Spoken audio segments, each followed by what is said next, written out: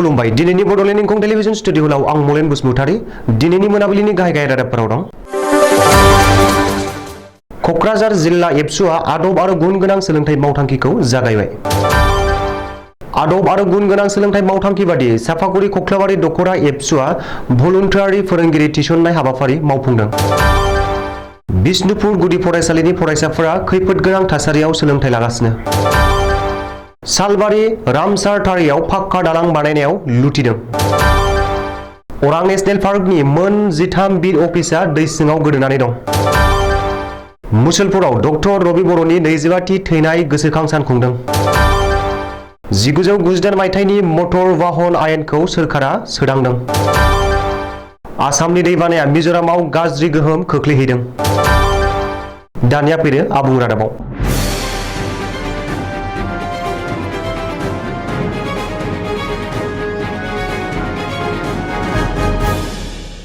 क'क्राझार जिल्ला एबसुआ आदब आरो गुन गोनां सोलोंथाइ मावथांखिखौ दिनैनिफ्राय जागायबाय। जिल्लानि बेन्दोंआव थानाय सालाखाथिनि 356 नं नादांगुरि गुदि फरायसालिनिफ्राय आदब आरो गुन गोनां सोलोंथाइ मावथांखिखौ क'क्राझार जिल्ला एबसुआ जागायजेनबाय। मिरु एबसुनि आफादगिरि दिपेन बर'आ दिनै क'क्राझार जिल्ला एबसुनि गुन गोनां सोलोंथाइ आरो मावथांखि हाबाफारिखौ सालाखाथि दख'रा एबसुनि सिङाव थानाय 356 नं नादांगुरि गुदि फरायसालियाव बेखेवनानै होयो। बे हाबाफारियाव मिरु एबसुनि गाहाय नेहाथारि खनिन्द्र बसुमतारीजों लोगोसे मिरु एबसु आरो क'क्राझार जिल्ला एबसुनि गुबुन गुबुन बिबाननि बिबानगिरिफोर आरो फरायसुला फरायसुलिफोरजों लोगोसे फरायसाफोरनि दिथागिरिफोरा बाहागो लायो। मख'नो गोनांदि मिरु एबसुआ आदब आरो गुन गोनां सोलोंथाइ मावथांखिनि जोहै रायजो नाङै सासेल' फोरोंगिरिजों सोलिनाय आरो सासेबो फोरोंगिरि गैयि बर' बिजोंनि गं 1000 गुदि फरायसालिफोराव फोरोंगिरि थिसननायनि बिथांखि लादों। मिरु एबसुनि आदब आरो गुन गोनां सोलोंथाइ मावथांखि बादियै माखासे जिल्लायाव बे हाबाफारिखौ जागायबाय आरो माखासे फरायसालियाव फोरोंगिरिफोर थिसनबाय। मिरु एबसुनि बिथोन बादियै दिनै साफागुरि खख्लाबारि दख'रा एबसुआ आदब आरो गुन गोनां सोलोंथाइ मावथांखि बादियै भलुन्टियारि फोरोंगिरि थिसननाय हाबाफारि मावफुंदों। मख'नो गोनांदि साफागुरि खख्लाबारि दख'रा एबसुआ दिनै साफागुरि खख्लाबारि दख'रा एबसुनि बिन्दोआव थानाय गंब्रै गुदि फरायसालि जेरै 142 1 नं गुदिलागाव गुदि फरायसालि, 1031 नं खोला बाथाबारि गुदि फरायसालि, 1249 नं रान्दिनिपारा गुदि फरायसालि आरो 90 नं नलबारि गुदि फरायसालियाव आदब आरो गुन गोनां सोलोंथाइ मावथांखि बादियै भलुन्टियारि फोरोंगिरि थिसननाय हाबाफारि मावफुंदों। बाक्सा जिल्ला एबसुआ लोगो आफादगिरि बासिराम रामसियारि बिथाङा फोरमायनाय बादिब्ला बर' आयदा फरायसालिफोराव गुबुन रावनि फोरोंगिरि फैनायखौ थाबैनो सोरखारजों सावरायगोन होननानै खौरांगिरिनि सिगाङाव बुंथियो। रायजोनि गंसे फरायसालिया दै सिङाव गोदोनानै दं। सोरगिदिं जेरावबो उसिफावनाय दै। बेनि गेजेरावनो उन्दै उन्दै फरायसाफोरा खैफोद गोनां थासारियाव सोलोंथाइ लानो गोनां जादों। मिथिनो हानाय बादिब्ला धेमाजि जिल्लानि जनाय महकुमानि बेन्दोंआव थानाय मुरखं सेलेकनि बिष्णुपुर गुदि फरायसालियाव माखासे सान सिगांनिफ्रायनो दै लोमसावनानै दं।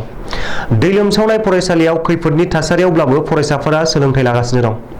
सुलुङाव फोरमायथिनाय बादिब्ला बिष्णुपुर गुदि फरायसालिनि उन्दै उन्दै फरायसाफोरा फिसा फिसा नावआव गाखोनानै खैफोदनि गेजेरजों फरायसालियाव थांनानै सोलोंथाइ लाहैनो गोनां जादों। सावगारियाव नुनो मोननाय फिसा फिसा नावआव दैखांनानै बिमा बिफाया गावबा गावनि गथ'फोरखौ फरायसालियाव दोनलांनो गोनां जादों। बाक्सा जिल्लानि सालबारि महकुमानि बेन्दोंआव थानाय रामसारटारियाव पाक्का दालां बानायनायाव गेदेरथार लुथिनाय जाथाया सोराङाव फैदों। बे जाथायखौ लानानै जायगानि सुबुंफोरा थिकादार लक्ष्मीकान्त बरुवानि हेंथायै गोख्रों खुद्रिदों आरो सोमावसारदों। जायगानि खुद्रिनाय सुबुंफोरा आसाम सोरखार हाय हाय, आसाम सोरखार गो बेक, आसाम सोरखार मुर्दाबाद, बिटिआर सोरखार हाय हाय, बिटिआर सोरखार गो बेक, बिटिआर सोरखार मुर्दाबाद बायदि बायदि स्लगानजों होस्रिखावना हेंथा सोमावसारदों। सुलुङाव फोरमायथिनाय बादिब्ला रामसारटारिनि पाक्का दालां बानायनाया बोसोरथाम बारलांबाय नाथाय दासिमबो आबुं जायाखै। बेनि बागै रायजोफोरा पिडब्लिउडि बिफान आरो भबानिपुर बियाबनि एमएलए फणिधर तालुकदारखौ लोगो हमना गोबां खेब सावरायनाय जादोंब्लाबो दिनैसिमबो जेबो राहा लायाखै आरो पिडब्लिउडि बिफाननि सासेबो अफिसार आरो एमएलएआ खौरां लानो थाङाखै होननानै अजद होदों। अरां नेशनेल पार्कनि मोन 13 बिट अफिस एबा हाग्रा रैखाथि बिफाननि थावनिफोरा दै सिङाव गोदोनानै दं। मिथिनो हानाय बादिब्ला अरां नेशनेल पार्कनि खोलाहा बुरलुंबुथुर दैमा आरो सोनाबहा धनस्री दैमा आरो फासनै दैसानि दैया उसिफावनानै अरां नेशनेल पार्कखौ लोमसावदों। जाउनाव नेशनेल पार्कनि माखासे बाहागोजों लोगोसे मोन 13 बिट अफिसफोरा दै सिङाव गोदोनानै दं आरो रोजा रोजा जिब जुनारफोरा हालाय हाफाय जानांदों। रिपर्ट बादिब्ला अरां नेशनेल पार्कनि अमूल्य, रौमारी, राङागड़ा, भबपुर, बेजिमारी, निस्लामारी, बिलफार, कहिबारी, केरनी, फिस्ला, बेलसरी, बरके, खैरासालि बायदि बिट अफिसफोरा दै सिङाव गोदोनानै दं आरो बैफोर बिट अफिसनि हाग्रा रैखाथि जवानफोरा दैबानानि गेजेर गेजेर थाबायनानै हाग्रामाखौ बेंदों आरो सुरां सिखारिफोरनि आखाइनिफ्राय जिब जुनार रैखा खालामना गावबा गावनि बिबानखौ मावफुंनो गोनां जादों।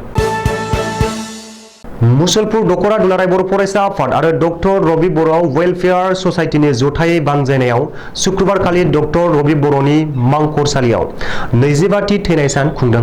डक्टर रबि बर'नि मुंख्लं खाम्फायाव बिबार बावनाय हाबाफारियाव बिबारखौ बावजेनो रुंसारि रबि बर'निनो बिसि रानि जया मणि बर'आ।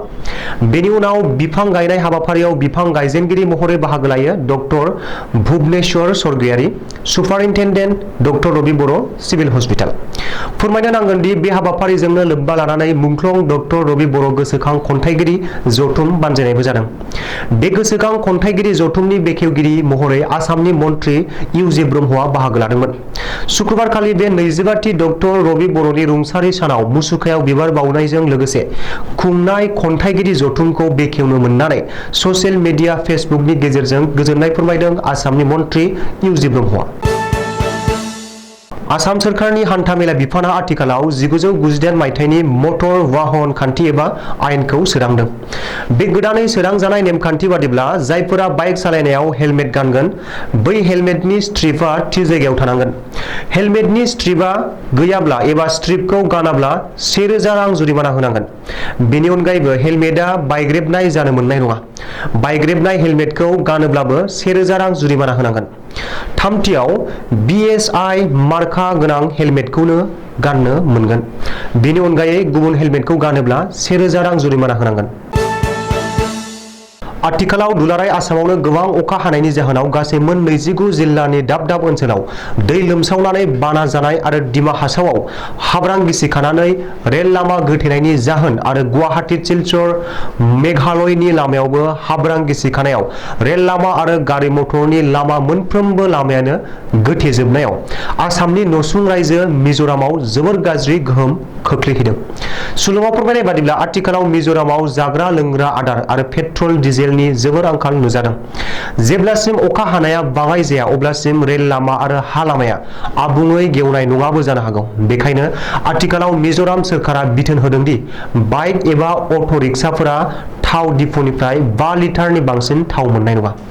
लोगोसे जानाय लोंनाय मुवा बेसादखौबो बाङाय बाहायनो बिथोन होदों। दिनैनि रादाबा एसेनोसै। गोजोन्थों।